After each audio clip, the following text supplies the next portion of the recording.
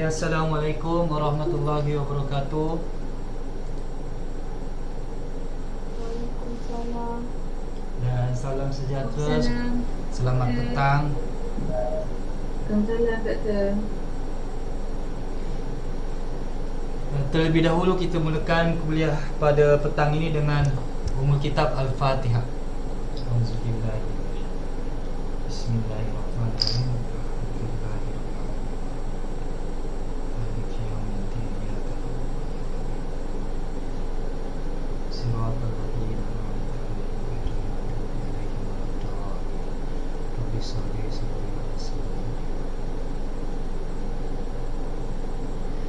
Okay, Alhamdulillah, syukur kita dapat bersama secara dalam talian bersemuka pada petang ini. Okay, untuk minggu kuliah yang ke-13 saya rasa. So minggu ke-13, minggu depan dah last kita punya sesi kuliah. 2 minggu lepas kita tak dapat bersama secara dalam talian kerana cuti umum. Okey, walau bagaimanapun saya meneruskan kuliah secara unsynchronize ataupun secara tidak bersemuka online. Saya buat video untuk yang pertama itu lebih berkaitan tentang penerangan untuk tugasan kit media.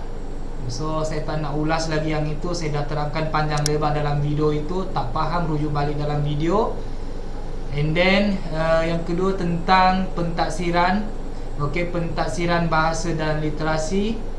Okey, di mana saya tekankan juga amalan pentaksiran untuk pendidikan awal kanak-kanak. Saya rujuk kepada kurikulum standard prasekolah kebangsaan KSPK yang sesuai untuk diadaptasi ataupun diaplikasikan untuk mentaksir perkembangan ataupun pencapaian bahasa dan literasi kanak-kanak.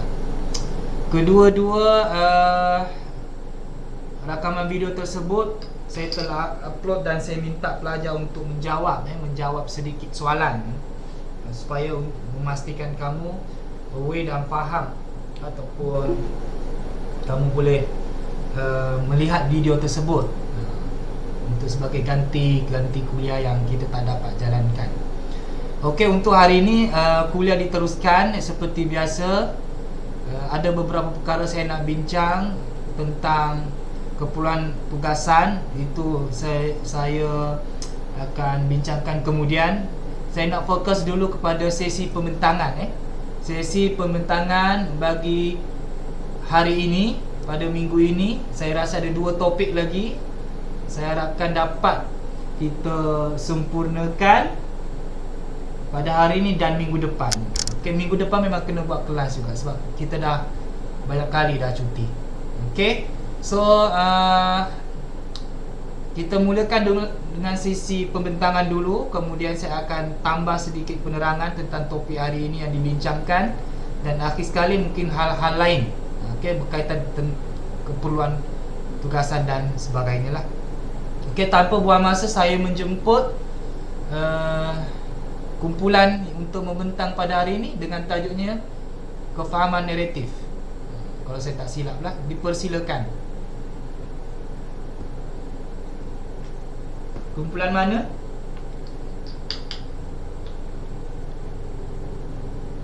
Senyap dah semua? Ada semua ahli. Kalau boleh membentang tu saya nak video on, jangan offline. Bagi online, bagi inilah turn on, jangan bagi turn off.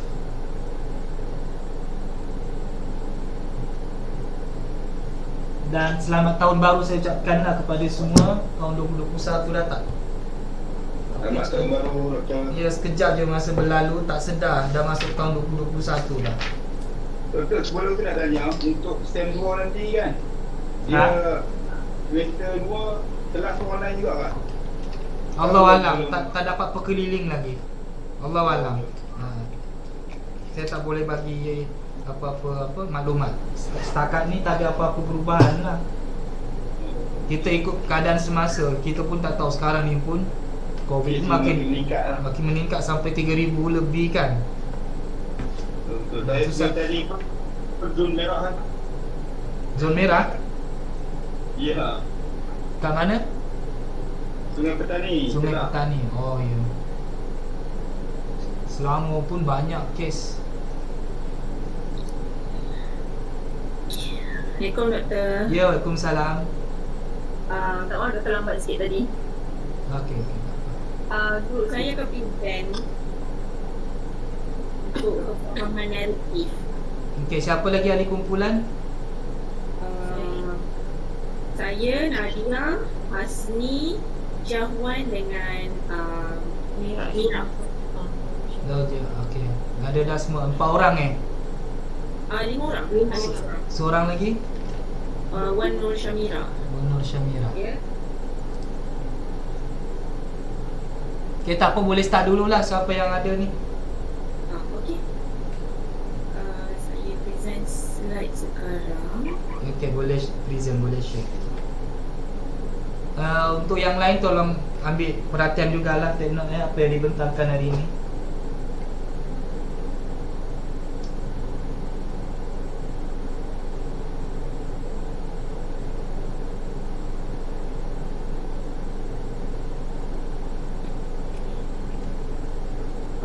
Semua boleh nampak slide ni? Okey, jelas boleh nampak. Boleh. Okey. Topik untuk kumpulan kami, Assalamualaikum dan salam sejahtera kepada semua rakan-rakan dan pensyarah dan peneliti. Untuk kali ini, minggu ni, kumpulan kami akan membentangkan tentang kefahaman naratif atau narrative comprehension. Ini adalah ahli kumpulan kami, ada 5 orang, Syamira, Nadia, Hasni, saya, Umuhani dan Guru Jahwan. Untuk yang pertama, saya nak bagi intro sikit lah apa itu kefahaman naratif. Kefahaman naratif merujuk kepada satu kemahiran literasi yang melibatkan keupayaan untuk memahami jalan cerita. Pengetahuan naratif atau narrative knowledge ni merupakan set jangkaan atau pengetahuan tentang bagaimana sesuatu jalan cerita itu bergerak. Contoh dia, melalui pengalaman kanak-kanak mempelajari bahawa cerita selalunya bermula dengan pada zaman dahulu. Kalau kita boleh cakap macam kalau English kita akan cakap lah once upon a time apa semula, dan diakhiri dengan tamat atau the end. So pengetahuan naratif ini juga dikenali sebagai skema naratif atau skema cerita. Itu adalah pengenalan peringkat awal kefahaman naratif. Untuk kajian terkini yang kami dapat adalah pada tahun 2020, tak salah saya Januari 2020, mengenai kajian yang dibuat oleh Nicola dan rakan-rakan mengenai vocabulary, metacognitive knowledge and task orientation as predictor of narrative picture book comprehension from preschool to grade 3. So kami dah bahagi-bahagikan tugasan untuk masing-masing. Jadi untuk yang seterusnya saya lepas kepada Hasni untuk bentangkan. Assalamualaikum warahmatullahi wabarakatuh. Waalaikumsalam. Saya akan bentangkan tentang sedikit pengenalan tentang kajian ini. Kajian ini menyebutkan buku bergambar merupakan bahagian yang penting dalam teks sama ada teks itu maksudnya saya ini kita takkan sama ada di rumah ataupun di kelas sekolah. Suara kuat sikit, tak dengar. Tak berapa dengar tapi tak berapa dengar. Masa guna pun mana betul. Ya.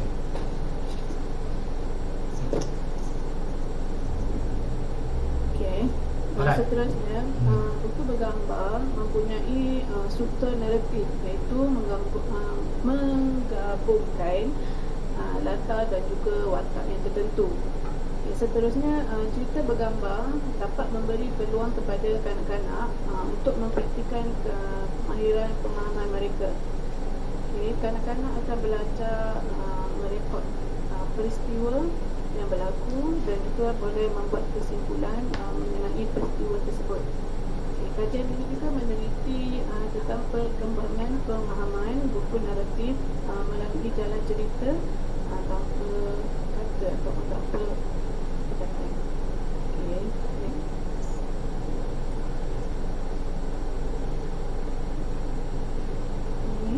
So sorry. Okey, seterusnya pemahaman buku bergambar negatif. Okey, pemahaman buku bergambar tentang perkata dia mempunyai pelbagai tahap, iaitu permukaan, gambar, teks dan juga model situasi. Model situasi ini merujuk kepada objek ataupun gambar visual lah. Okay, seterusnya kanak-kanak mestilah secara aktif merekod dan juga menghuraikan maksud gambar secara individu, iaitu mengenal pasti dan juga menamakan objek, watak dan juga tindakan yang disebutkanlah dalam gambar itu. Tindakan itu maksudnya dalam cerita. Seterusnya kanak-kanak harus membina dan juga menentukan di seluruh gambar dengan memberi tumpuan kepada maklumat yang relevan serta menekan maklumat yang tidak berkaitan. Kemudian kanak-kanak harus membuat kesimpulan untuk memahami maksud eksplisit. Eksplisit ni maksudnya tepat dan jelas. Okey, dalam cerita serta kemahiran kognitif tahap tinggi yang lebih seperti memantau pemahaman secara berterusan.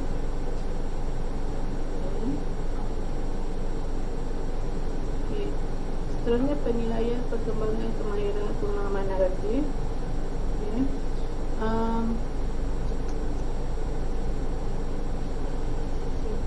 Kemahiran pemahaman naratif ni dia ada prasyarat yang dinilai terhadap 3 bahan, iaitu buku bergambar tanpa perkataan, buku bergambar yang digabungkan dengan mendengar dan juga buku bergambar dengan mendengar.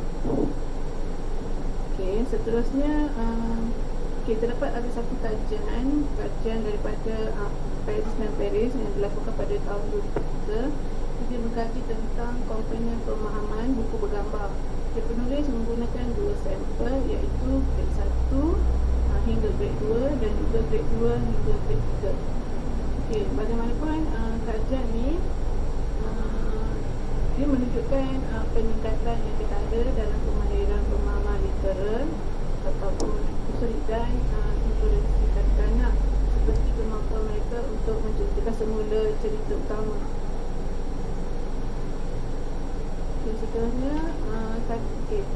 namun begitu kajian ini tidak membenarkan mereka mengkaji sama ada terdapat perbezaan pencapaian awal meningkat ataupun menurun ataupun mendasar.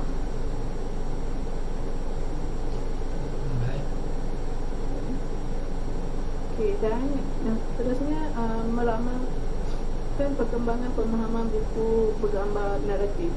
Okay. Florid tak nampak approach Dan rakan-rakan. Okey, dan rakan-rakan dia ada menyatakan bahawa peranan perbendaharaan kata menunjukkan bahawa pengetahuan makna kata bukan sahaja memudahkan pemahaman membaca awal, tetapi ia juga berperanan dalam memahami buku bergambar secara literal dan juga inferensi. Okey, literal ni maksudnya makna yang sebenar. Okey, dia bukannya makna-makna kiasan, dia bukan bahasa kiasan lah. Okay, kalau inferensi ni maksudnya inference lah, kesimpulan yang dibuat berdasarkan fakta ataupun cara cerita sebenar. Okay, seterusnya pengetahuan metakognitif. Okay.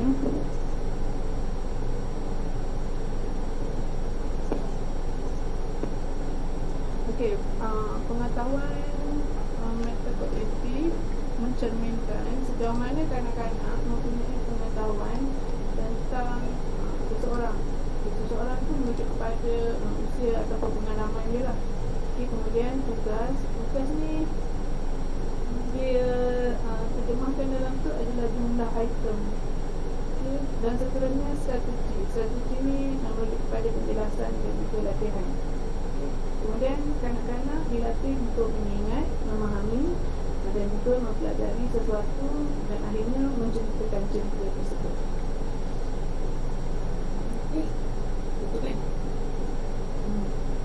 List take note masa membentang lebih kurang 15 hingga 20 minit saja. So ambil part mana yang rasa penting untuk dibentangkan. Okey, teruskan.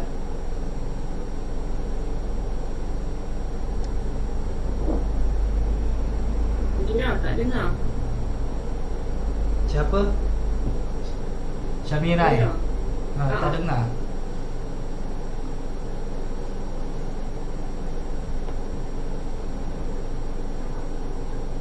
Tak, halus sangat suara awak. Atau ada masalah mic ke apa?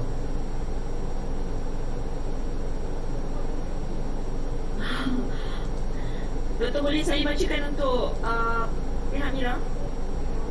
Tak dengar. Mira nak baca. Tak, suara awak slow sangat.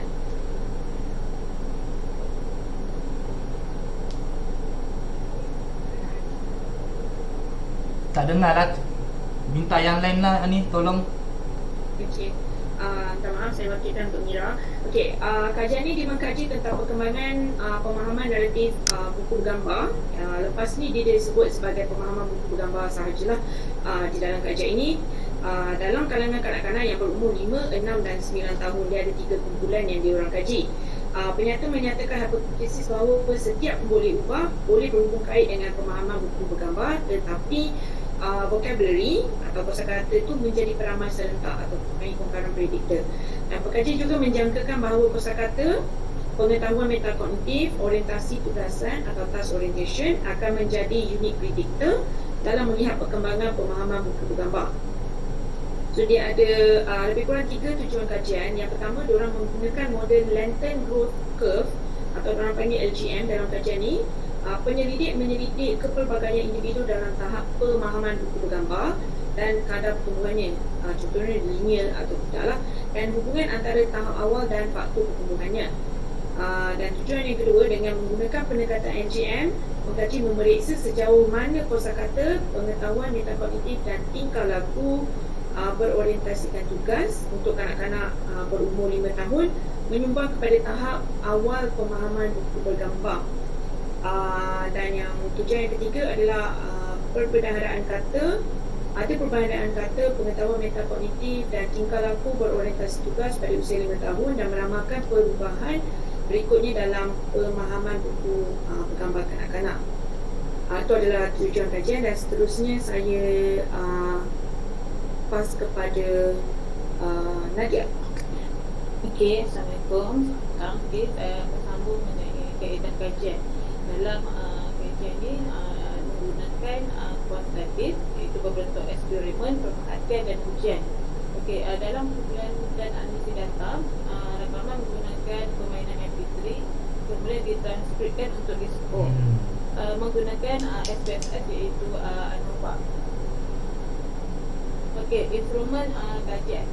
Instrumen kajian menggunakan word definition test, diadaptasi daripada Finnish Wechsler Intelligence Scale for Children. Soalan kepatutan prompted question untuk menilai kefahaman naratif.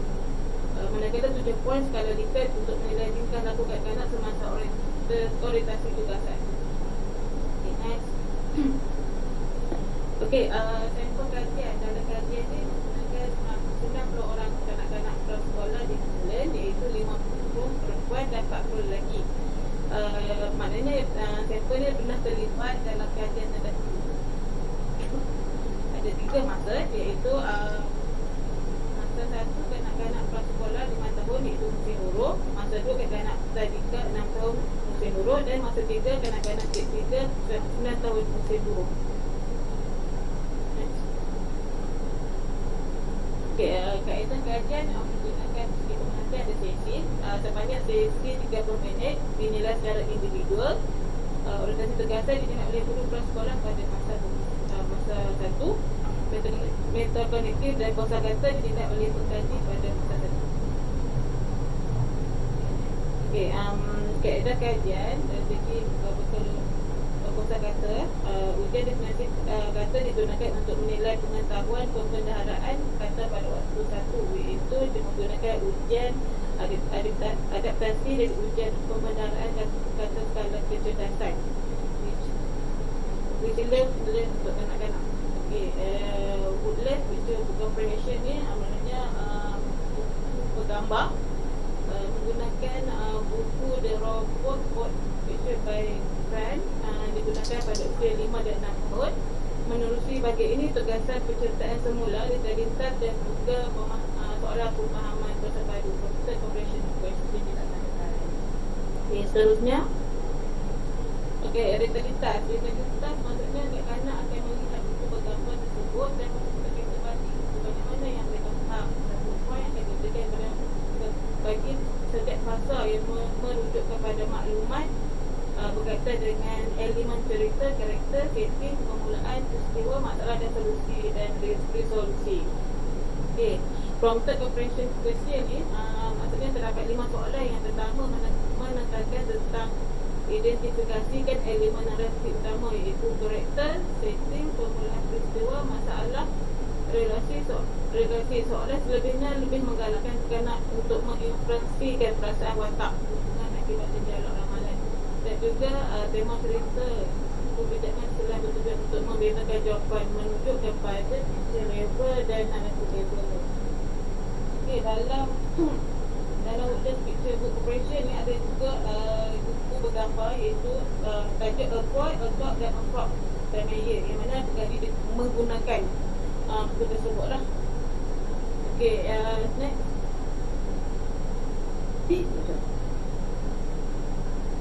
Okey.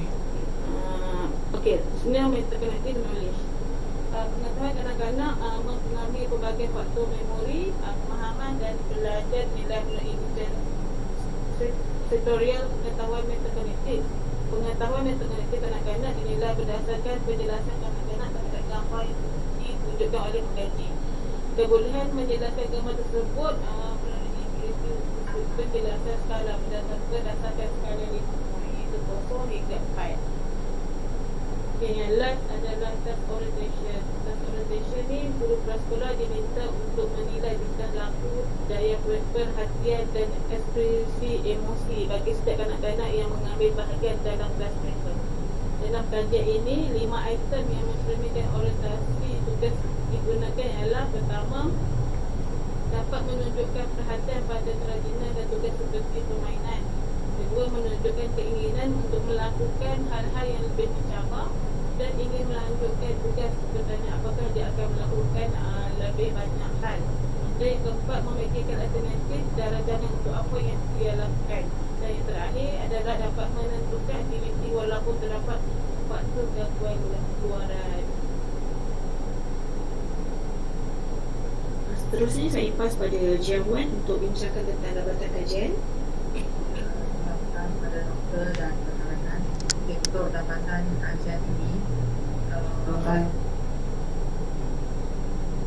kata dan pengetahuan metakognitif yang merupakan faktor yang mempengaruhi pemahaman perkembangan anak.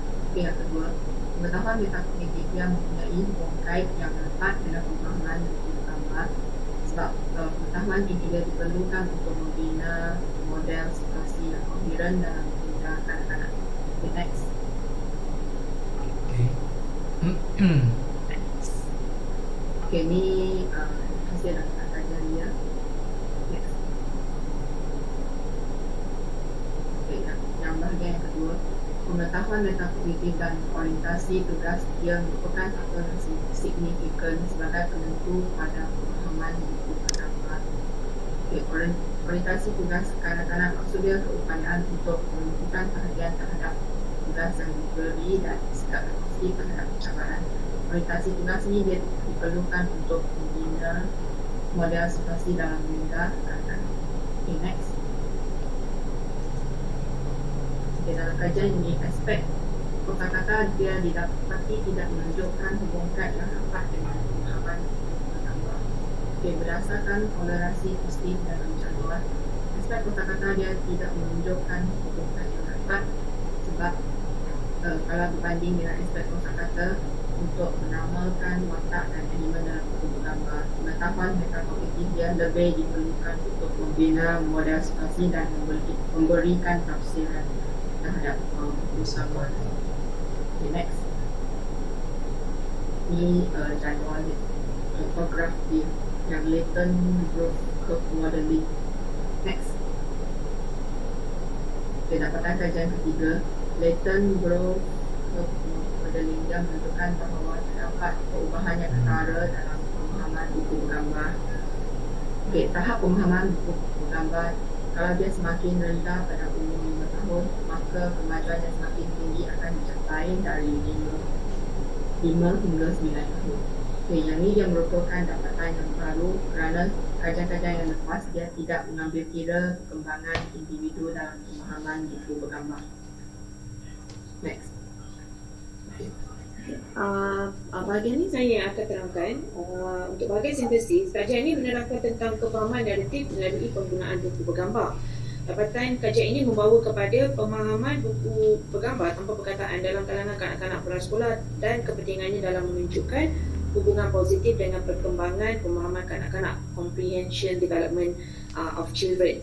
So, pengetahuan metakognitif kanak-kanak berkait rapat dengan perkembangan keupayaan mereka dalam membentuk perwakilan mental atau kita panggil mental representation, yang ini telah dijelaskan tadi dalam dapatan kajian.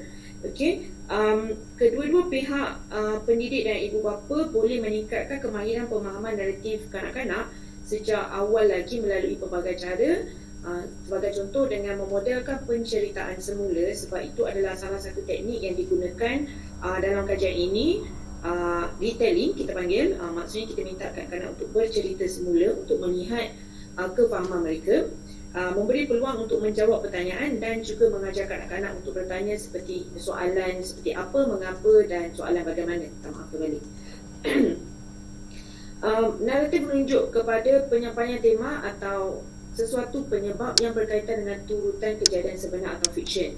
Kefahaman naratif ini membantu kanak-kanak memahami dan menjelaskan kembali jalan cerita yang dibaca sama ada berbentuk tulisan maupun bergambar. So tak kisahlah buku tersebut adalah dalam bentuk bergambar dan tulisan atau bergambar sahaja. Apabila kanak-kanak mempunyai kefahaman naratif, mereka sepatutnya ada keupayaan untuk menceritakan kembali jalan cerita tersebut. Skema naratif seperti yang dijelaskan pada peringkat awal, biasanya dia mengandungi setting, tema, plot dan resolusi ataupun penyelesaian dalam storytelling tersebut. Kefahaman naratif penting dalam perkembangan bahasa dan literasi awal kanak-kanak kerana ia dapat mengembangkan kemampuan kanak-kanak untuk bercakap dan memikirkan tentang masa kini, which is present, masa lalu, past dan masa depan, which is future, sebagai persediaan untuk kemahiran yang diperlukan di sekolah seperti menulis dan juga keperluan-keperluan lain berdasarkan kurikulum yang digunakan. Contohnya untuk mengeluarkan pendapat dan sebagainya. Sebab tu kefahaman naratif ni adalah sangat penting dalam perkembangan bahasa dan literasi awal kanak-kanak. Dan itu sahaja. Ada soalan? Okey, terima kasih kepada ahli kumpulan yang membentang tentang kefahaman naratif. So saya buka kepada semua. Okey, kalau ada sebarang respon apa yang anda faham tentang pembentangan ahli kumpulan ini, apa mungkin ada persoalan untuk diajukan. Okey, saya buka kepada semua. Sila bagi respon. Ada?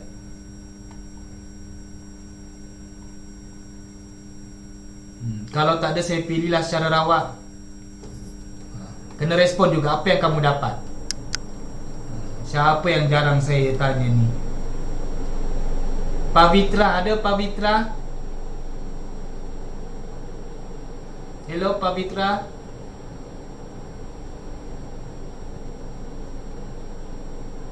Ada ke tak ada? Ada, ya, sila bagi respon.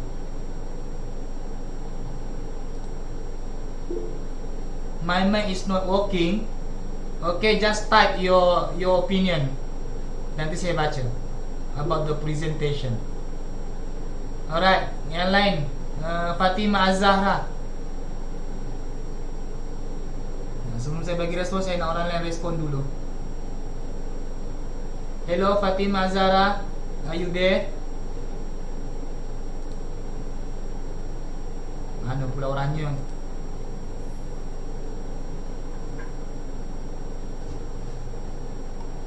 Ini mungkin kes online kejap, lepas tu pergi mana dah.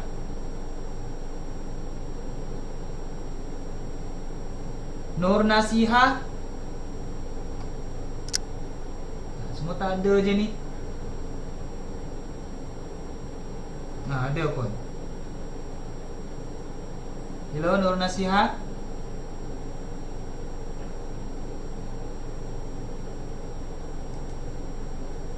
Sila bagi respon atau soalan ke?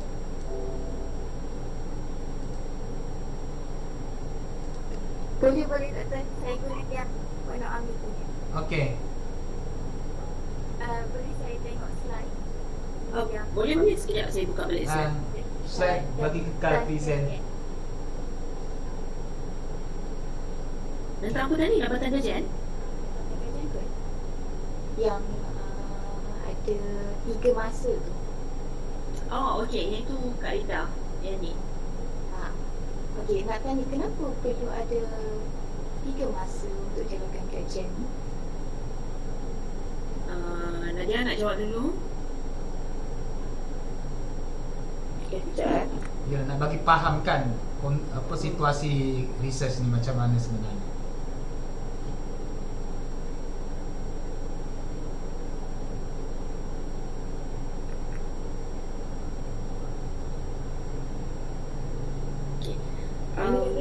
Okey. Untuk yang sepaham saya, waktu saya baca artikel ni, dia menggunakan 3 masa ni sebenarnya dia menggunakan umur yang berbeza.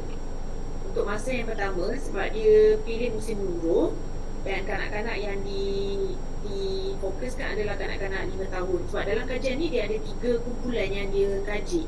Kanak-kanak umur 5 tahun, 6 tahun dan 9 tahun. So preschool, kindergarten dengan grade 3.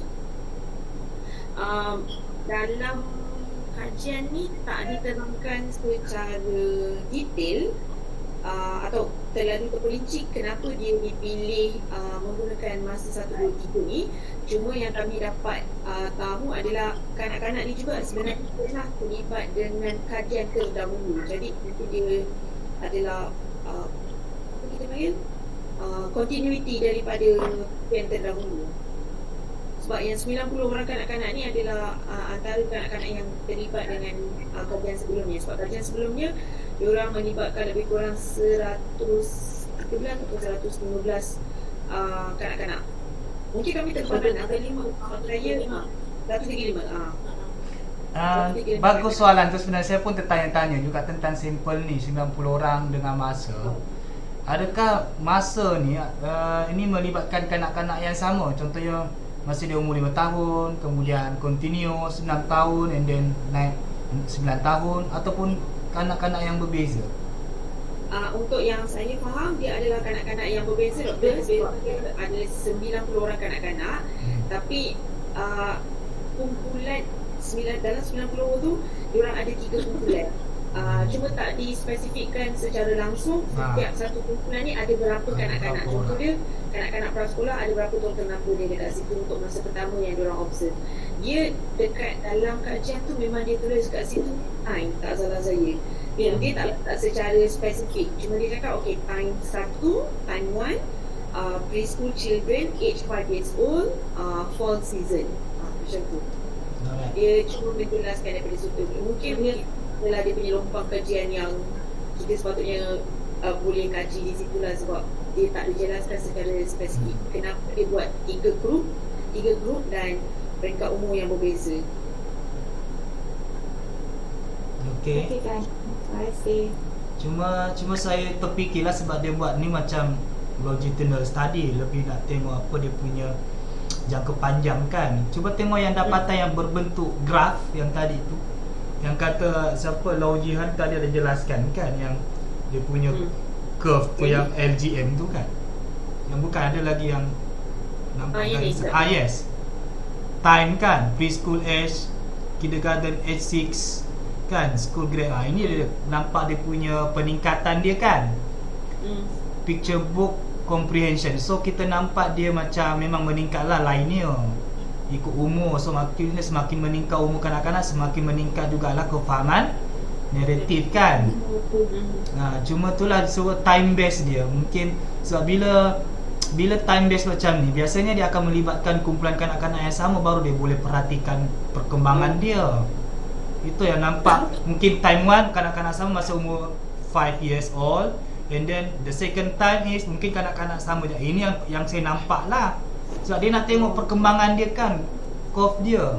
Kalau guna kanak-kanak berbeza, so maksudnya dia tak sama lah daripada awal and then continuous. I don't know, tapi itulah mungkin dalam paper tu mungkin tak berapa jelas lah tentang yang tu continuous. Ini lebih pada saya tahu longitudinal studies, dia nak tengok. Itu mungkin ada penglibatan tiga masa tu. Okay, kan sebab dia tengok tiga masa ni kan, so basically dia kena guna kanak-kanak yang sama lah. Untuk part ini sebenarnya doktor kami pun agak confused bila baca. Jadi kami present apa yang kami faham. Sebab berdasarkan maklumat yang kami dapat daripada jurnal sahaja, artikel sahaja lah. Sebab tu kami beranggapan yang dia adalah 3 kumpulan yang berbeza, sebab memang dia even dekat sini pun dia ada letak preschool age 5 years, 6 years dengan 9 years old. Okay, sebab ini pun dia disebut individual observe curve individual observe curve. Maksudnya mungkin individu yang sama lah. Okay, tak apa. Tapi biasanya kalau kajian longitudinal seperti ini, memang dia akan melibatkan kanak-kanak. Dia groom kanak-kanak tu, okay 5 years macam ni, and then dia pada umur 6 tahun dia tengok lagi balik kanak-kanak sama, and then lastly kalau nak tengok sampai umur 9 tahun dia tengok juga. Itu longitudinal lah. Tapi something research yang sangat berimpak besar lah, sebab dia boleh buat sampai masa yang lama kan, daripada umur 5 tahun sampai umur 9 tahun, lebih kurang 4 tahun. Itu yang dia kata dia guna yang kajian-kajian terdahulu, mungkin kajian terdahulu tu melibatkan yang pada awal tu lah, and then they continues. Okay, good. And then ada respon daripada siapa, Pavitra. Apakah cara untuk mengenal pasti tahap kefahaman naratif dalam diri kanak-kanak? Sebab setiap kanak-kanak mempunyai tahap kefahaman yang berbeza tentang perkara yang dipelajari.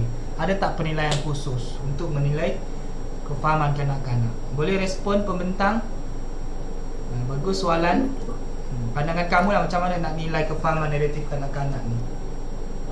Contohnya dalam kajian ni saya try respon Okey, boleh. Okey, dalam kajian ni menggunakan picture bergambar.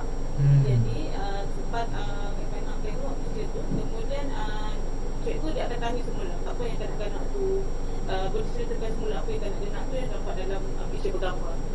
Dari segi situ cikgu tersebut boleh nilai pemahaman yang kanak-kanak tu faham mengenai itu tersebut.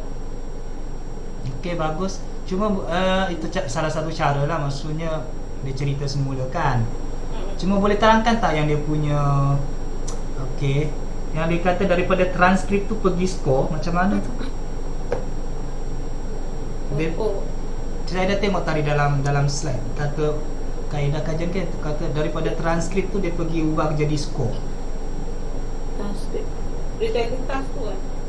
Untuk retailing task. Oh, retailing task. Saya buat macam ni, doktor, sebab dia berdasarkan diorang ada lebih kurang beberapa komponen dalam kajian. So salah satu tu diorang tengok vocabulary, diorang menggunakan yang Wechsler pula, adaptasi daripada Wechsler intelligence scale. Yang wordless picture book comprehension, bawah dia ada lagi 2 tugasan yang diorang akan lakukan. Maksudnya satu tu retailing task, which is kanak-kanak, kita akan pengkaji bertanya soalan kepada kanak-kanak dan kanak-kanak kena cerita balik, macam tu. Dan lagi satu tu adalah prompted comprehension question. Lepas tu dia ada lagi satu yang kita jelaskan kat sini, bawah wordless picture book comprehension, dia ada 2 task ni lah. Ini yang digunakan untuk menilai kefahaman naratif kanak-kanak. Satu tu dia tengok daripada penceritaan kanak-kanak tu sendiri. Yang ini kiranya macam diorang tengok gambar tu, dan untuk setiap jawapan tu diorang bagi 1 point. Maksudnya ada point lah berdasarkan jawapan kanak-kanak. Diorang dah siapkan sendiri sebelah sana kan. Sebab tu dia berdasarkan frasa yang related dengan maklumat yang berkaitan. Contohnya macam kalau kanak-kanak ada keupayaan untuk diorang berjaya bercerita tentang elemen cerita, contoh dia bercerita pasal karakter, bercerita pasal setting. Untuk setiap satu tu kanak-kanak akan dapat 1 point lah. Jadi sebab tu dia tulis kat situ, dia record, dia transcript untuk di score. Itu untuk retailing task. So ini pun something new juga dalam research. walaupun asalnya dia dalam bentuk kualitatif, dalam penceritaan naratif, dalam bentuk transkripsi, sebenarnya boleh dibahas menjadi kuantitatif ya, dalam nombor dengan bagi score point. So ini pun sebab dia nak buat apa, peramalkan apa, predictor. So predictor tu dia boleh dihukum melalui nombor lah. Okey. Tak maknanya kajian ni dia boleh mix method kan. Tapi tengok final dia lah, sama ada data dia dalam bentuk kuali ataupun kuanti. Kalau final data dia kuanti, dia masih dari kuantitatif lah. Cuma how to collect data tu dia gunakan cara tu lah, macam tadi tu transkrip dan sebagainya. Tapi masih lagi kuantitatif lah, sebab akhir data dia dalam bentuk nombor.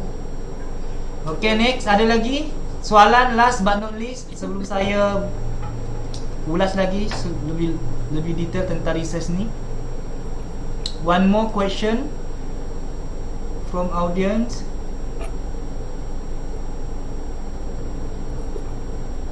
Ada?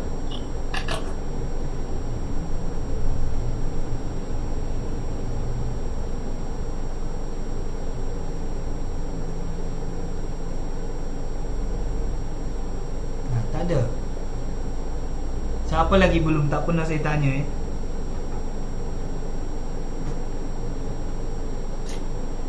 Ushantini, mana Ushantini ada?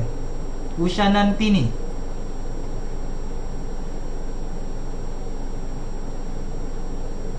Hello, Ushanantini ada?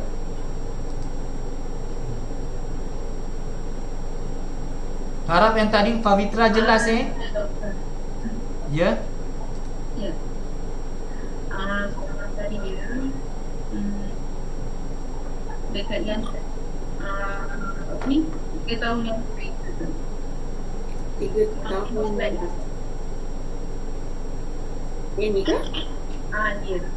Yang musim ni ada typhoon ke apa-apa ataupun dia information dia. Macam mana? Apa ada dalam? Musim dulu musim bunga ni.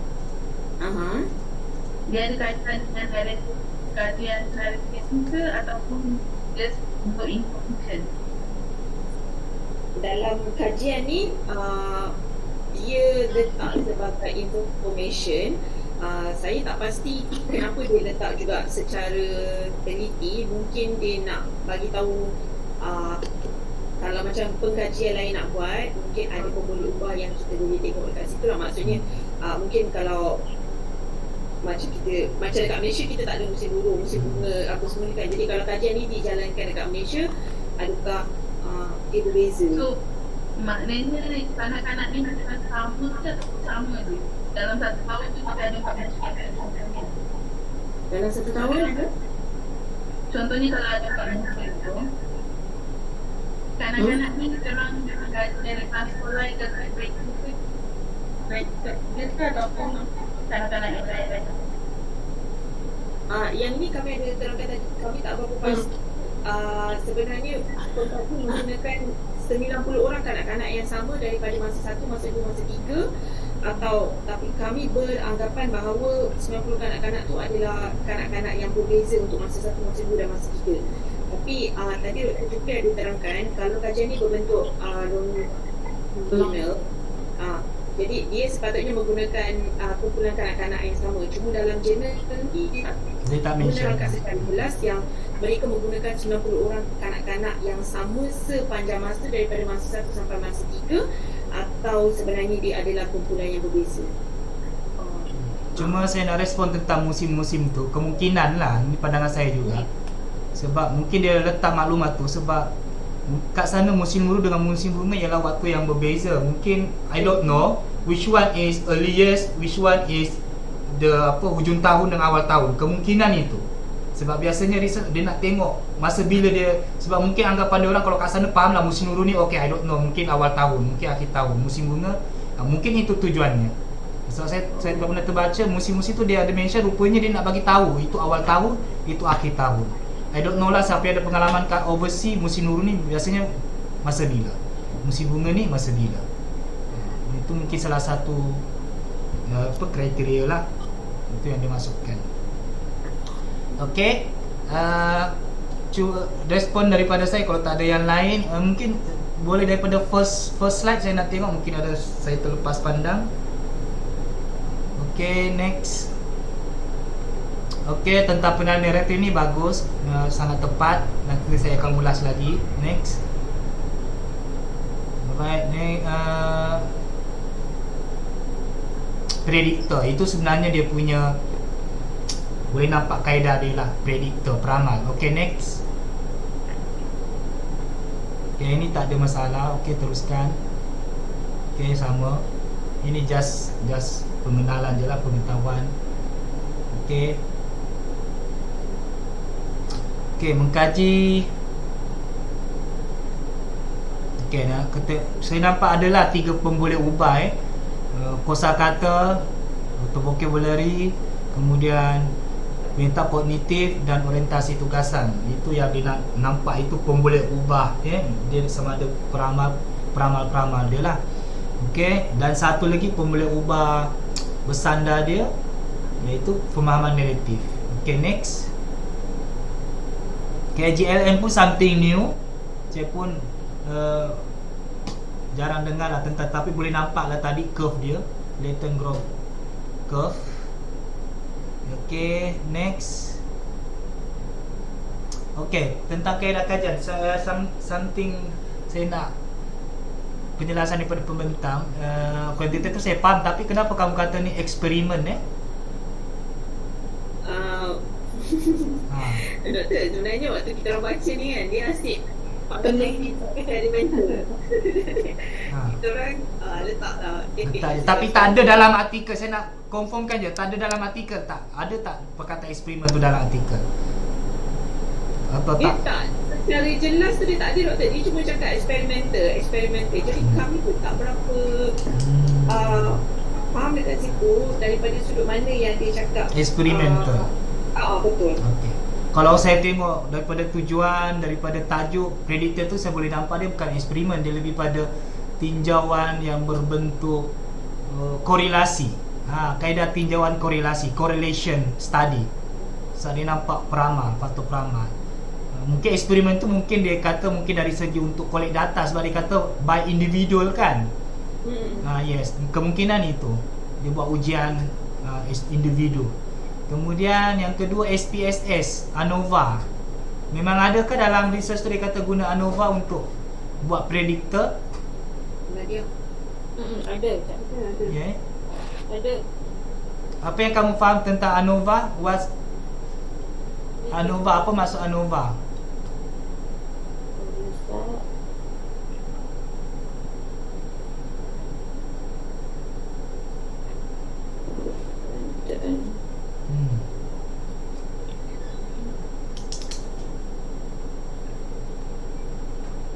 Kalau dekat artikel dia, dekat result dia ada tulis an ANOVA with linear contrast prevented and significant linear effect.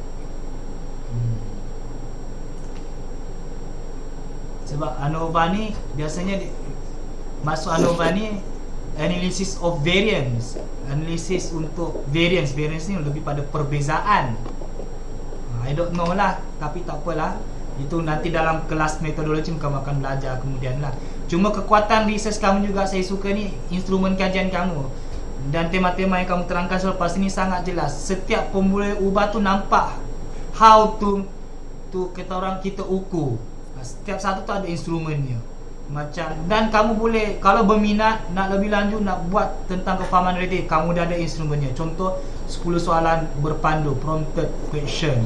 Tentang vocabulary pun ada, word definition test kan. Kemudian orientasi tugasan, which ini maksudnya kajian-kajian yang sangat-sangat signifikan dan boleh dijadikan panduan lah. Dah ada dah instrumen-instrumennya dinyatakan, tinggal search boleh dapatkan lah instrumen asal kalau berminat untuk mendalami tentang topik ini. Okay, next. Tak semestinya buat prediktor pun, just nak tengok kefahaman naratif kadang-kadang macam soalan Pavitra tadi, macam mana nak nilai kefahaman naratif, boleh ambil instrumen ini, prompted question. Okay, next. Itu something good. Nah, ini pun dah kita bincang tadi. Next. Okay, ini yang tadi setiap sesi 30 minit. Okay, masa satu. Tapi Dia dinilai pada masa 1 saja. So masa kedua, masa ketiga tu macam mana? Dalam artikel dia cuma terangkan yang orientasi tugasan diambil pada masa 1. Okey. Tapi dia tak menerangkan Yes. yang dia akan ambil pada masa kedua dan ketiga ke tak. So how about the narrative comprehension? Bila dia dinilai? Ada tak diterangkan? Sebab boleh nampak ni ada 3 pemboleh ubah tak bersandar je, pemboleh ubah bebas je. Yang tugasan, metakoik, kosakata. Tapi yang kefahaman naratif tu macam mana? Sebab yang itu diorang buat waktu diorang buat yang wordless picture video. Yang retelling task kan. Retelling So yang itu bila dia buat? Ha? Bila dia buatnya? Masa bila? Masa 1, masa 2 atau masa 3 atau ketiga-tiga masa? Kan tadi ada 3 tu kan. Ini jelas lah, kita nampak lah. Okey. Kebanyakan masa 1 kan. Untuk yang orientasi tugasan kita buat tapi masa 1, tapi kefahaman naratif tu kalau ikut sepahaman saya adalah untuk 3 masa tu doktor. Kan sepatutnya lah kan, sebab dia nak tengok kefahaman naratif dia. Sepatutnya lah 3 masa tu dia kena test. Ada berbeza tak ikut masa. Dan ini just dia tengok boleh ubah asal je lah. Prediktor dia beramal ke tak benda ni. Okay, next. Kalau pemahaman saya pun sama, 3 masa tu dia kena test yang comprehension. Okay, next. Ini dah tadi. Doktor, yang untuk ni sebenarnya saya tak tahu dia sepatutnya dipanggil tema atau tak. Saya letak je sebagai tema. Dia mungkin sebenarnya komponen kajian ke apa. Dia dependent. Komponen ataupun pemboleh ubah kan, ataupun instrumen bagi setiap pemboleh ubah ni lah kan. Boleh nampak. Okay, next. Okay, ni pun sama jugalah macam mana nak ukur. Cuma ada satu dapatan yang saya. Okay, next. Mungkin Lau Jiahuan kena explain kot. Next. Okay, yang ini. Kata aspek kosakata tidak menunjukkan hubung kait dengan pemahaman buku. Kenapa dapat result ini? Ini result yang kritikal. Kalau berbanding dengan pengetahuan kognitif dan orientasi tugasan, bongkat dia tak rapat sangat. Sebab saya dah terangkan dalam poin yang ketiga, sebab pengkaji dia rasa pengetahuan kognitif dia lebih penting lah kalau berbanding dengan aspek kosakata. Sebab pengetahuan kognitif dia, metakognitif dia perlu untuk macam kalau nak memahami cerita tu kan, pengetahuan metakognitif dia lebih penting lah. Kalau aspek kosakata hanya kita guna untuk macam kita faham otak tu ataupun nama buku tu saja. Jadi kalau berbanding dengan aspek kosakata, metakognitif lebih penting untuk macam nak faham keseluruhan cerita ataupun nak faham contohnya lah, macam otak tu kenapa dia buat macam ni, kenapa dia buat macam tu. Yang ni dia perlukan pengetahuan metakognitif lah, yang saya faham lah. Okay. Cuba back balik apa instrumen untuk kosakata? Wechsler Intelligence Scale. Adaptation daripada Wechsler Intelligence Scale. Cuba next yang bahagian tema-tema tadi. Tadi ada penerangan detail. Okey ni.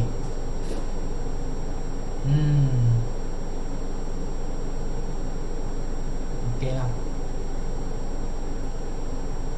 So mungkin juga dari aspek kosakata yang dalam ujian ini mungkin tak tally juga dengan kefahaman naratif kan. Kefahaman itu mungkin guna perkataan-perkataan lain. Maybe kan, mungkin dari faktor content instrumen itu. Maybe lah, I don't know. Tapi kalau boleh nampak daripada result ni, maksudnya yang saya faham Laujian maksudkan, maksudnya yang aspek metakognitif dengan tingkah laku tugasan tu lebih berkait dengan kefahaman naratif kan. Mungkin kosakata dia tapi tak kuat lah dia punya hubung kait. Okay, next. Teruskan. Itu sebenarnya dapatan yang biasanya orang kata tak selari ataupun bukan positif punya, tapi kita terima. Yang penting ada reason dia lah. Okay, next. Ini yang dapat yang paling menonjol lah. Result akhir dia boleh nampak curve dia, linear. Okay, ikut umur dia meningkat lah. Okay, next. Okey, saya rasa itu saja. Sintesis pun bagus, dapat buat perkaitan yang sangat baik. Alright, congratulations, tahniah untuk kumpulan ini. Tajuk yang sangat menarik. Okey, seterusnya saya teruskan untuk sesi kuliah tentang kefahaman naratif jugalah, nak lagi mendalam lagi. Sebab tu saya share dulu. Windows ke tab Windows.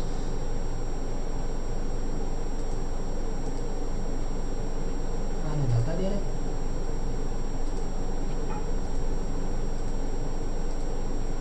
Okay, ini kefahaman naratif. Boleh nampak?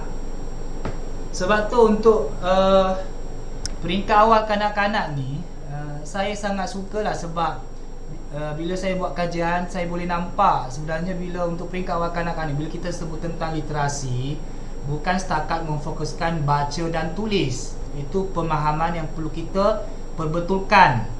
Okay, sebenarnya banyak lagi komponen-komponen lain. Biasa kita tekankan baca tulis je. Bila sebut literasi, baca tulis. Sebenarnya banyak lagi. Sebelum-sebelum kita dah bincang dah. Ada aspek bahasa lisan, ada aspek kesedaran cetakan, kemudian ada kesedaran fonologi. Fonologi mungkin berkaitan dengan baca lah, huruf. Dan satu lagi, hari ini kita sentuh lagi topik yang baru, komponen yang baru, itu kefahaman naratif. Which one?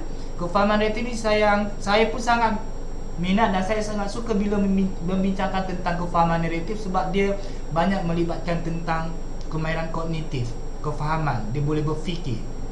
Sebab seperti yang saya maklumkan sebelum ni, kanak-kanak kalau peringkat awal ni, better kita galakkan dia berfikir, tanya soalan dan sebagainya lah. Okay, so apa maksud kefahaman naratif ini? Okay, pada awalnya kefahaman itu, kalau kanak-kanak tak dapat baca lagi dan sebagainya, dia hanya boleh faham tentang idea dan konsep tu melalui bahasa lisan, iaitu kemahiran mendengar dengan kemahiran bertutur. Ini kalau dia tak dapat baca lagi, so dia boleh faham sesuatu secara lisan sahaja. Dia boleh faham apa yang kita bagi arahan dan sebagainya. Itu secara lisan. Okay, kemudian setelah mereka dapat membaca melalui teks dan sebagainya, barulah dia boleh faham melalui bahasa bertulis, yang cetakan, bertulis dan sebagainya lah. Okey, kemudian so maksudnya di sini, apabila kanak-kanak membaca, mereka menggunakan pengetahuan bahasa lisan sebab dia dengar, dan untuk memahami bahasa bertulis. Maksudnya ada dua berkait antara satu sama lain. Tapi bila kita sebut tentang, so saya nak daripada awal nak bagi faham, sebenarnya walaupun dia mendengar ke, dia bertutur ke, dia membaca, dia menulis ke, sebenarnya tujuan utama kanak-kanak ialah untuk mendapatkan kefahaman ataupun mendapatkan maklumat, ilmu, dan yang penting dia faham benda tu, dia nak faham apa benda. Okey, tetapi untuk kefahaman naratif ini, kita kena jelas dulu. Ada dua istilah, iaitu kefahaman dan naratif. Okey, kefahaman naratif melibatkan aktiviti membaca bahan-bahan naratif. Bahan naratif seperti yang disebutkan tadi oleh pembentang. Okey, melibatkan buku cerita. Naratif itu sendiri bermaksudnya naratif itu penceritaan. Okey, dan aktiviti bercerita ini memang sudah menjadi lumrah bagi kanak-kanak. Okey, melalui aktiviti membaca, maksudnya kefahaman naratif ini, poinnya salah satunya diperoleh kanak-kanak semasa membaca. Semasa membaca apa? Buku cerita. Okey, semasa membaca, secara teorinya, membaca didefinisikan sebagai kebolehan untuk mendekod. Mendekod ini merujuk kepada membaca ataupun lebih kepada ejaan, lebih pada fonologi, kesedaran fonologi, itu mendekod. So bila sebut membaca, kadang-kadang jangan confuse. Membaca ni untuk apa? Jangan kita fikir membaca ni untuk fonologi saja, ejaan, suku kata, ayat dan sebagainya. Tetapi ada lagi satu, iaitu untuk memahami teks sesuatu bahasa ataupun naratif ataupun penceritaan. So bila konsep membaca ni sebenarnya boleh dipecahkan kepada dua. Satu ialah fonologi, satu ialah naratif, kefahaman naratif. Okey, seterusnya bila bersebut tentang kefahaman, kefahaman merupakan satu proses untuk mendapatkan makna. Dipahamlah daripada komunikasi, sama ada itu yang saya sebutkan tadi, sama ada lisan, tulisan ataupun simbol. Maksudnya kefahaman, dia nak faham apa makna. Melalui lisan pun dia faham, melalui tulisan pun dia faham, dan simbol. Tetapi pada awal kanak-kanak dia akan bermula dengan mungkin daripada yang bukan lisan, non-verbal, simbol. Kemudian baru lisan, dan akhir sekali barulah dia faham makna tulisan. Bila dia faham makna tulisan, okey, bolehlah ditekankan tentang kefahaman naratif. Tak semestinya dia dah kuasai tulisan. Sebab macam tadi kajian tadi lebih menunjukkan kepada buku bergambar. Buku bergambar, wordless book, kurang perkataan. Tetapi masih boleh ditekankan juga kefahaman naratif. Dia faham melalui simbol. Simbol tu apa? Dia guna picture book, buku bergambar. So simbol-simbol daripada gambar tu dia boleh memahami cerita. Okey, menurut Nelson 2009, naratif merujuk kepada bahan yang berstruktur, peristiwa. Itulah yang sebut tadi, ada plot cerita dan sebagainya. Peristiwa ataupun dikenali sebagai cerita. Cuma umumnya terdapat dua jenis cerita untuk awal kanak-kanak. Satu kita panggil cerita benar ataupun biografi. Ini mungkin kurang sesuai lah untuk awal kanak-kanak. Dan satu lagi cerita imajinasi seperti fantasi, yang mempunyai plot cerita. Okey. Dan satu lagi ialah itu yang ada cerita lah. Satu lagi bahan bacaan dipanggil yang tidak mempunyai plot cerita, tetapi sesuai juga untuk kanak-kanak, kita panggil sebagai teks ekspositori ataupun teks maklumat ataupun buku maklumat.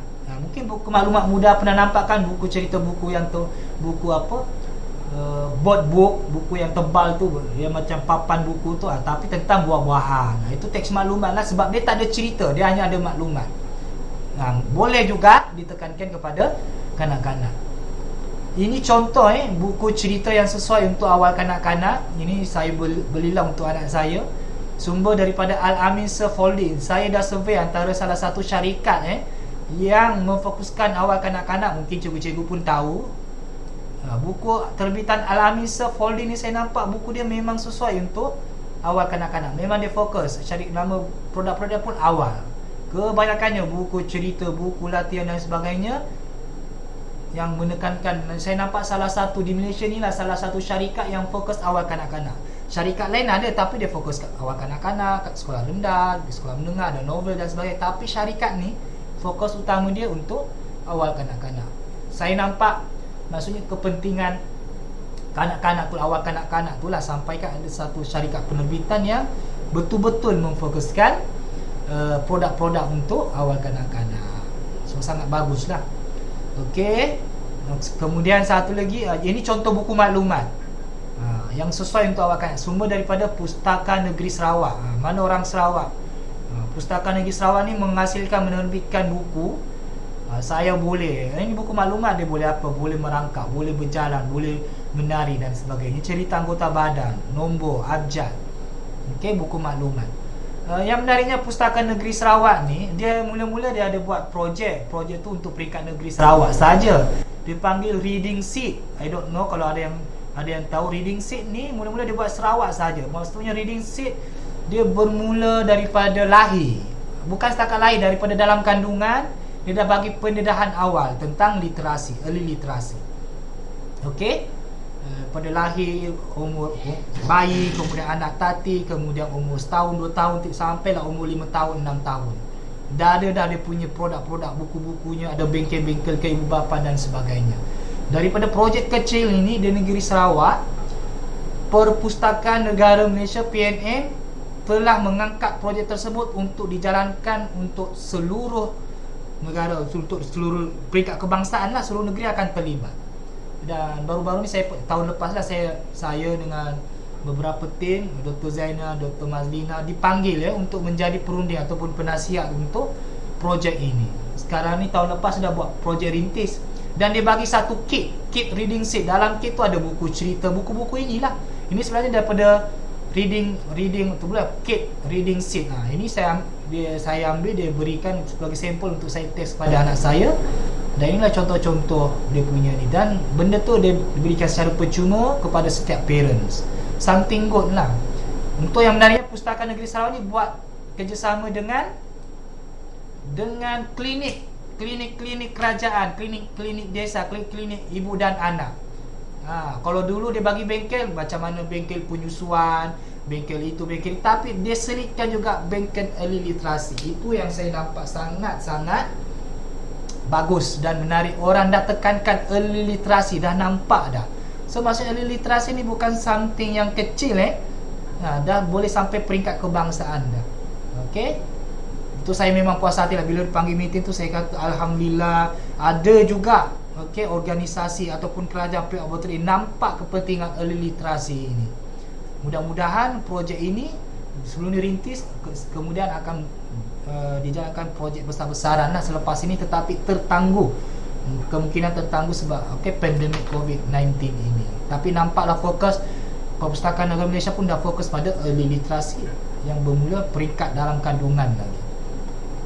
Alright, kemudian secara keseluruhannya saya boleh simpulkan kefahaman naratif ialah kebolehan mengetahui dan mengingat peristiwa tertentu dalam cerita.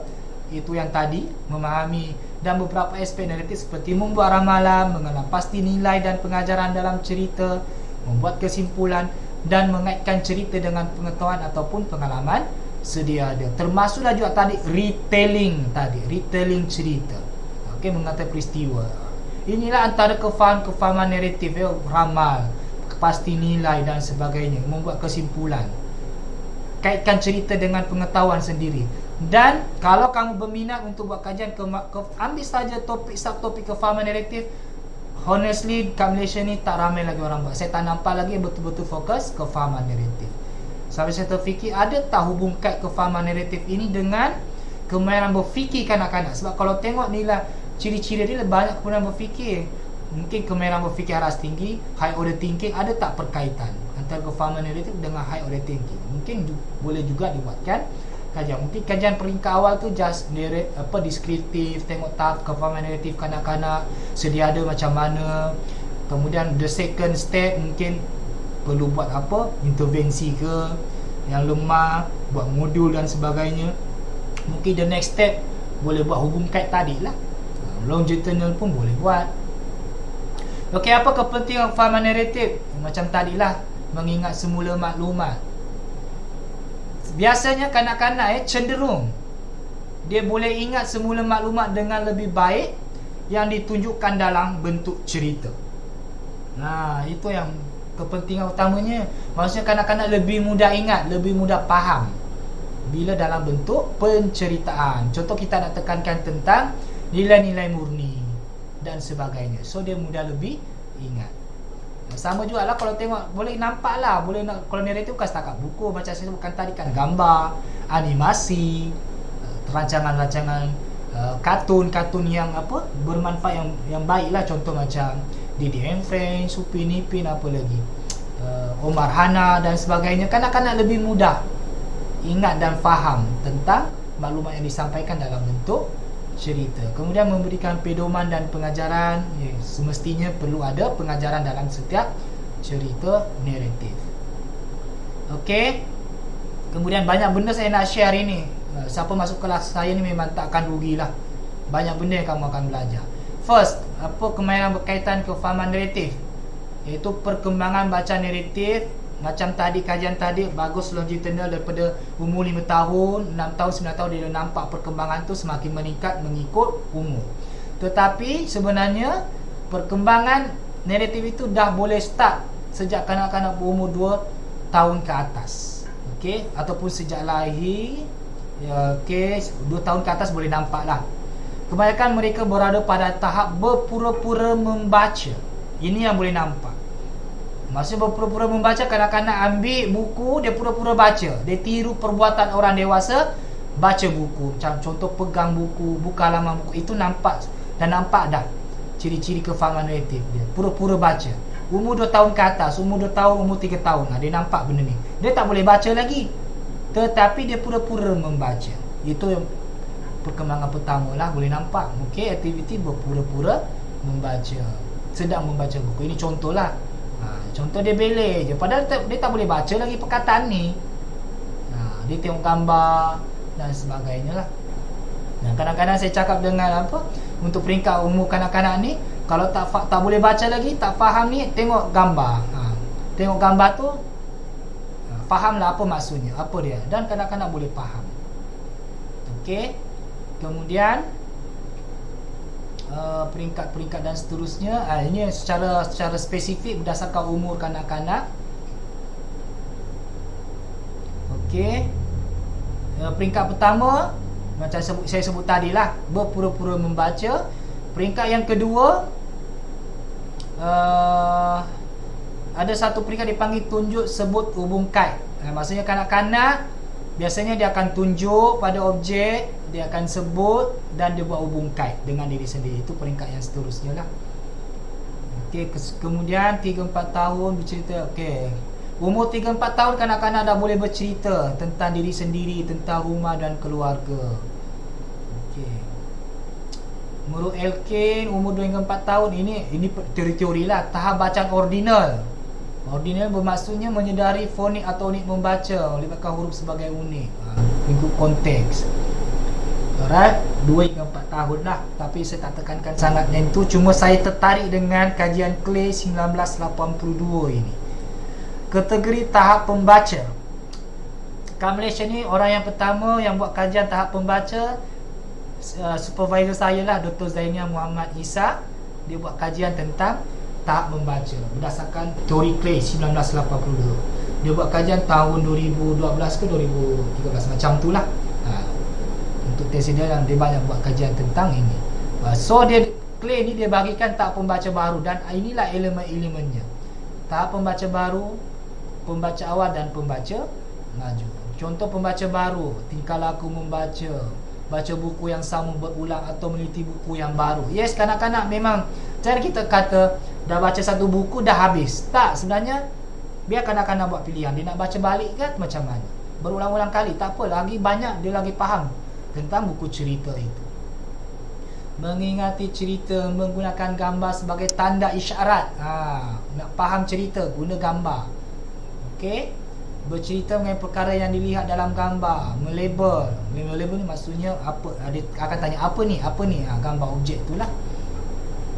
Kemudian pembaca awal, menjadi tentang peranan tulisan. Barulah pembaca awal dia dah tahu dah fungsi tulisan ataupun teks tu, cetakan tu sebenarnya pencerita, bukannya gambar. Kalau peringkat awal tak apalah, tapi akhirnya dia tahu apa peranan ataupun fungsi teks. Okey. Mula menuding jari. Ini saya kadang-kadang kalau kita baca buku dengan kanak-kanak untuk peringkat ini, dia kata bacalah, dia tunjuk perkataan ni, minta kita baca. Walaupun dia tak boleh baca, dia minta kita, ini apa? Dia kata apa ni perkataan ni? Itu maksudnya dia masuk dalam pembaca awal lah. Dia tak boleh baca lagi perkataan, tetapi dia minta parents untuk baca perkataan tersebut. So maksudnya dia faham perkataan tu yang bagi makna. Mencari perkataan yang dikenali, daya ingatan, tapi masihlah ingatan terhadap teks dan gambar, memfokuskan tekstil, literasi ataupun. Dan akhir sekali pembaca maju. Okey, mempelajari strategi membaca, maksudnya dia fahamlah strategi macam mana nak baca pada awal, membaca dengan kuat tapi masih lambat dan berhati-hati, memerankan perkara yang disebut dan perkataan yang terdapat dalam perkataan, maksudnya disebut dengan apa perkataannya. Dan akhir sekali memfokuskan kelancaran membaca. Okey. Kajian Dr. Zainia 2013 mendapati, ini daripada kajian PhD beliau, kanak-kanak umur 3 hingga 4 tahun termasuk dalam tahap pembaca baru. 3-4 tahun. Okey, pembaca baru. Kemudian kanak-kanak berumur 5 hingga 6 tahun pembaca awal. So untuk awal kanak-kanak berdasarkan kajian pembaca baru, pembaca awal. Okey. Untuk 5 hingga 6 tahun. Dan pembaca maju ini mungkin umur yang seterusnya lah. Dan kemungkinan 5-6 tahun mungkin ada juga yang dah boleh membaca. Tapi pembaca maju ni maksudnya dia dah faham dah, dia dah boleh lancar membaca. Okey, kemudian meningkat seiring dengan umur. Betul, tadi dah dibuktikan tadi, kajian longitudinal meningkat mengikut umur. Dan ini kajian daripada saya lah, saya nampak umur 3+, 4+. Okey, masihlah 3+, masih belum menguasai dan sebagainya lah. Okey, apa yang perlu kita buat? Aktiviti dan sokongan untuk kefahaman naratif. Pertama sekali ialah buku cerita mestilah yang berkualiti sesuai dengan umur kanak-kanak. sesuai dari segi apa? Dari segi aspek kriteria dan jenis buku cerita. Setakat ni saya nampak ada 2 kajian yang telah dijalankan, itu Dr. Dahlia, ini pensyarah daripada Fakulti Bahasa, dan Dr. Zainia sekali. Okey, dia telah menetapkan buku-buku cerita yang perlu yang sesuai mengikut umur kanak-kanak. Kriteria buku, contoh jenis buku, bentuk ayat, ilustrasi, bentuk cerita. Itulah kriteria buku. Contohnya lah, okey, untuk umur 3-4 tahun, ini dapatan daripada kajian Dr. Zainia. Okey, menggunakan perkataan yang memfokuskan gambar, perkataan berirama ataupun berima, bahasa pertuturan, suku kata yang mudah. Contohnya lah, ini pula Jalonggo 2014, sama juga, plot mudah, berima dan sebagainya. Ini pula Makado 2016, sama juga, tema objek haiwan, temanya, ataupun kehidupan kanak-kanak, gambar yang jelas, tema berkaitan rutin harian, keperluan asas. Saya nampaklah tema-tema yang dekat dengan kanak-kanak, rutin harian, keperluan asas, tema haiwan. Dan secara spesifik juga Dr. Zainia telah menekankan kriteria buku untuk 3 hingga 4 tahun dari segi bilangan perkataan, cetakan teks, ilustrasi dan sebagainya. Contohnya satu halaman 8. Ini contoh-contoh bentuk-bentuk. Sebab tu kalau yang kita faham, kita ada ilmu tentang awal kanak-kanak, ada ilmu tentang buku apa. Bila kita pergi cari buku, tak semestinya kita main ambil buku macam tu je. Kita tengok umur kanak-kanak, anak kita umur kanak-kanak berapa tahun. Contohlah cikgu kan mengajar umur 5 tahun, 6 tahun lah. Ini buku ni sesuai tak? Sebab kebanyakan buku yang ada di pasaran, banyak yang sesuai untuk buku cerita ni, banyak untuk sekolah rendah. Contohlah buku cerita apa, Sang Kancil dengan apa, Sang Kura-Kura dengan tu, itu lebih sesuai untuk sekolah rendah sebenarnya, sebab dia banyak teks. Untuk awal kanak-kanak, macam saya sebutkan tadi, penerbit Al-Amin tu banyak terbitkan buku untuk awal kanak-kanak. Banyak cerita sebenarnya, buku cerita yang banyak teks ni tak sesuai sebenarnya untuk peringkat awal. Nanti kanak-kanak cepat bosan. Dia lebih suka teks besar, ilustrasi besar, teks sikit. Contohnya lah yang paling mudah nak nampak. Okey, size font, pemilihan perkataan, berapa perkataan, bentuk ayat dan seterusnya. 5-6 tahun pun ada juga kriteria yang sesuai. Dia berbeza lah, tak semestinya sama. Ini pula daripada jenis buku cerita. Jenis ni maksudnya bahan buku, dia punya buku tu. Contohnya board books, buku yang tebal macam papan tu, 0 hingga 3 tahun sesuai lah. Bilangan perkataan atau halaman 12 halaman cukup lah. Kemudian 3 hingga 9 tahun, yang tadi lah buku bergambar, picture book.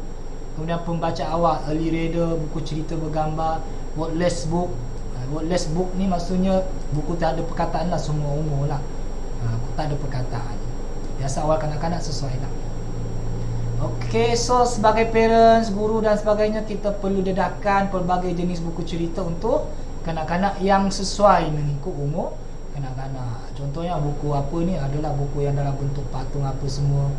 Ada buku pop-up, buku yang berbunyi. Untuk supaya apa?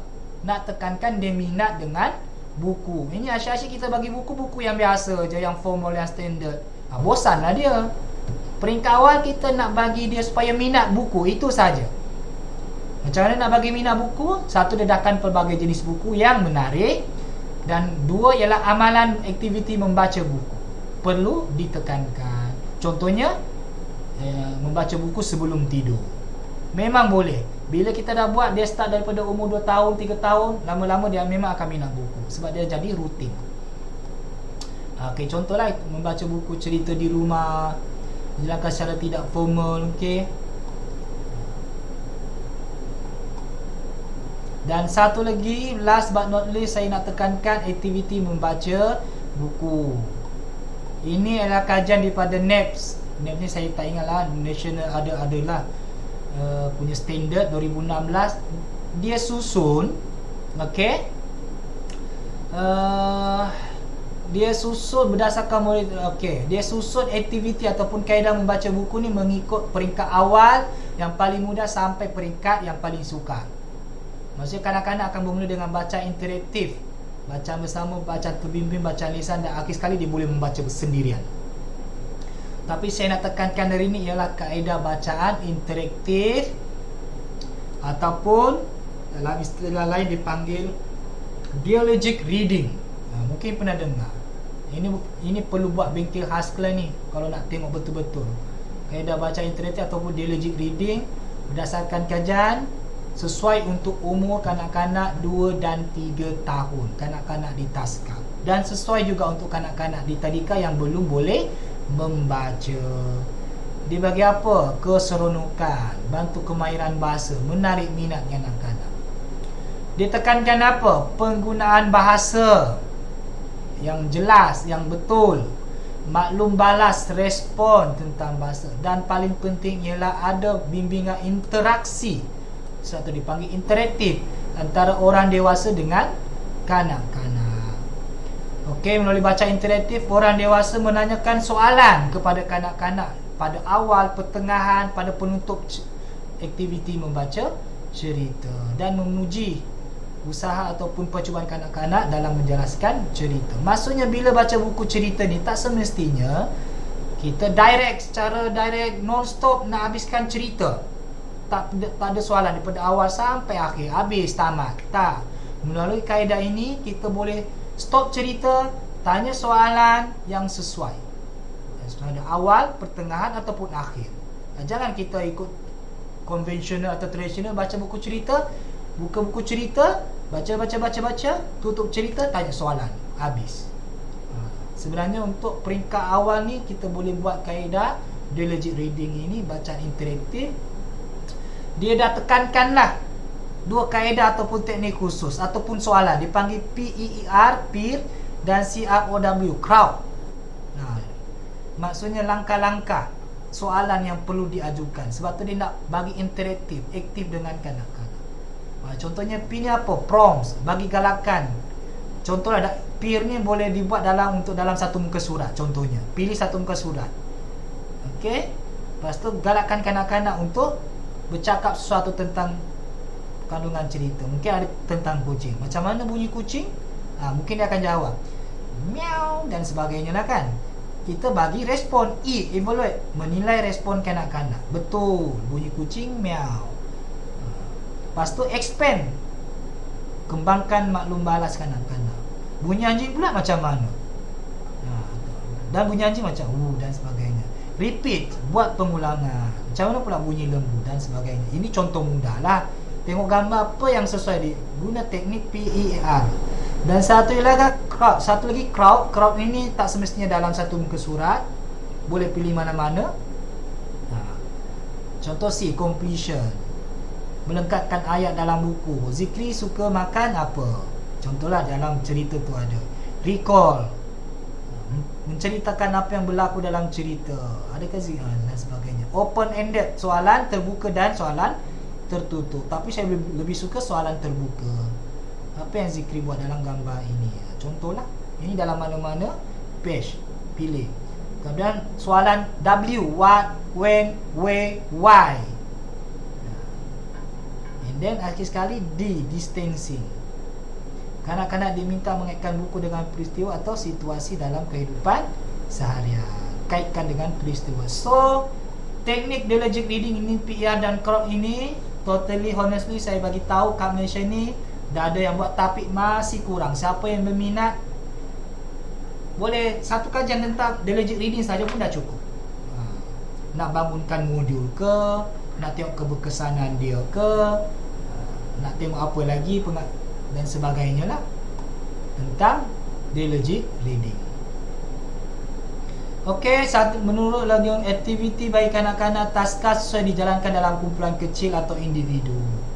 Tadi kan dalam kumpulan atau secara kelas. Tapi bagi saya peringkat awal, kalau kanak-kanak tak biasa lagi, dalam kecil atau individu lah. Aktiviti sebelum, semasa dan sebagainya lah. Ini aktiviti selepas, buat apa? Buat topeng muka, puppet dan sebagainya lah. Craft. Standard membaca bagi program PKK, NEYC. Ini pun penting juga. Baca buku dalam kumpulan ataupun individu sekurang-kurangnya 3 kali sehari bagi program sepenuh masa dan sekali bagi program separuh hari. sehari. 3 kali sehari bagi program sepenuh masa. Okey, maksudnya tak skala program sepenuh masa daripada pagi sampai petang, at least 3 kali sehari. Kalau ni separuh hari, sekali saja. Baca buku dengan kerap secara individu, berpasangan atau kumpulan kecil daripada 2 hingga 6 orang. Kalau ikut NEYC ni dia tak setuju dalam kumpulan besar dalam kaedah kelas. Tapi kalau saya tengok selalu, kalau tak ramai okey lah, 2 hingga 6 tu okey lah, lebih efisien. Meneroka buku dengan sendi dan secara senyap. Yes, bagi kanak-kanak pulang untuk meneroka buku. Mempunyai akses pelbagai jenis buku macam saya sebutkan tadi, buku cerita, buku maklumat dan sebagainya. Baca buku yang sama berulang kali tak ada masalah, boleh menceritakan semula cerita, terlibat dalam perbualan dan sebagainya lah. Ini contohlah, guru dia guna prose, libatkan kanak-kanak secara aktif, pergi ke depan, bercerita. Ini aktiviti dalam kumpulan menyeluruh lah. Okey, habis. Kesimpulan itulah tentang kefahaman naratif. Banyak sebenarnya yang boleh dibincangkan tentang kefahaman naratif. Jelas ke? Semua ada ke dalam ni? Saya je bercakap sebab saya nak penjelasan tu. Jelas bro. So Hilang. boleh nampaklah kefahaman naratif tu macam mana kan? Boleh. Banyak sebenarnya daripada buku cerita, teknik bercerita, kemahiran dia. Kalau bab kefahaman naratif itu yang saya suka sebab buku dengan kanak-kanak ni dia dekat. Sangat. Sepatutnya kita fahamlah buku cerita apa yang sesuai jenisnya dan sebagainya. Teknik baca buku cerita. Sebab kita ni kalau boleh kena faham membaca ni bukan kita faham dari konteks yang biasa. Okey, membaca maksudnya dia boleh je. B-A-B-A J-Ju, baju. Itu orang biasa, orang faham, cuba baca, faham dia baca yang itu. Sebenarnya membaca ni luas konsep dia. Kalau dia boleh memahami makna ataupun sebagainya dan sebagainya. Contohlah, okey. Ini apa? Ini botol air. Botol air kan. Kalau dia boleh terangkan botol air ni mengandungi apa, ada air, warna apa, macam mana nak buka, macam mana nak jaga, nak bersih. Itu pun konsep membaca sebenarnya dia faham lagi besar. Sebab itu kita jangan kecilkan skop membaca ni hanya fonologi saja. Ada satu lagi yang lebih penting, itu kefahaman naratif yang melibatkan kemahiran berfikir. Kan dia boleh mengingat semula, meramal, kemudian mengaitkan cerita dengan diri sendiri. So itu yang perlu ditekankan juga. Dan perlu perbaiki amalan kita. Amalan dalam ini, maksud buku cerita sebenarnya kita boleh interak, bagi soalan-soalan untuk bagi kanak-kanak respon aktif dan sebagainya lah. Okey, itu tentang kefahaman naratif. Hopefully clear, jelas tentang kefahaman naratif. Kalau ada apa-apa soalan sebelum saya ke next session, next slot untuk hari ini, boleh Alright. Sebenarnya apa yang saya tunjuk nota tadi itu sebenarnya itu antara konten buku yang saya sedang buat dalam proses untuk terbitan. Hopefully akan dapat diterbitkan dan boleh sebagai bacaan umum lah. Sebab saya nampak kurang lagi tentang konsep-konsep ataupun komponen-komponen early literasi. Tapi saya tak boleh bagilah yang hard copy dan sebagainya lah, sebab masih dalam proses penerbitan. Alright, kalau tak ada apa, ada soalan tak? Doktor, saya ada satu soalan. Yes. Saya Hani. Doktor, ada perbezaan tak sebenarnya kalau kefahaman naratif ni antara bahasa? Katakanlah macam kita biasa bercakap dengan kanak-kanak menggunakan mother tongue language, bahasa ibunda, contoh bahasa Melayu. Tapi bila kita bercerita menggunakan macam mungkin buku bahasa Inggeris, ada tak macam perbezaan yang sangat ketara? Doktor ada pengalaman tak dekat situ, atau sebenarnya dia tak ada signifikan pun kalau kita nak tengok keupayaan naratif, kefahaman naratif tu dekat situ?